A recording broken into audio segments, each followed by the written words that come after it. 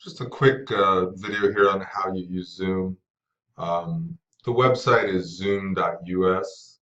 I'm in the download section here, which will allow you to download the client. But if you use the software at all just to join a meeting or anything like that, it'll automatically download the software for you.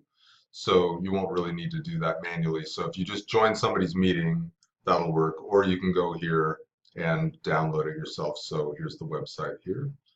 Once you've downloaded it, you'll get this little icon on your desktop.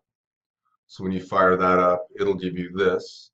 What I suggest is that you go ahead and sign in.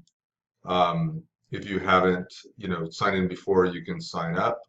But I'm going to log in with mine.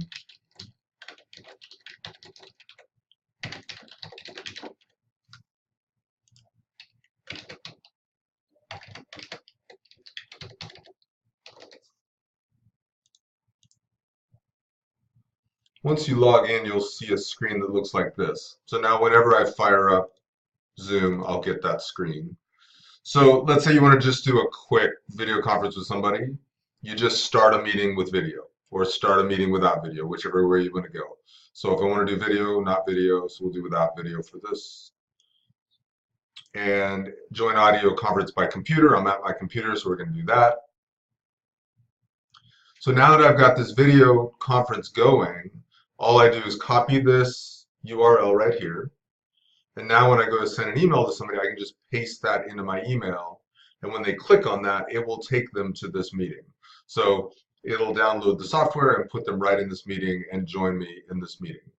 Once you're in the meeting, you'll see these little tools at the bottom. You can see the participants. You can invite people, so I can click on this and I can send an actual invite to somebody with that link already attached if you want.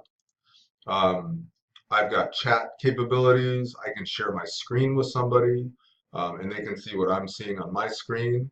And these are all possible within the meeting. Invite others, share your screen, join audio. And then you can end the meeting here. So just a quick way to start and have a quick screen share with somebody works really well. Second thing is maybe you want to schedule a meeting. Maybe we'll go out and schedule something in the future. So you can come in here. You can go ahead and set it up. So this gives you the meeting duration, things like that. If it's a recurring meeting. And then video, when joining a meeting, the host would be off, participants would be off.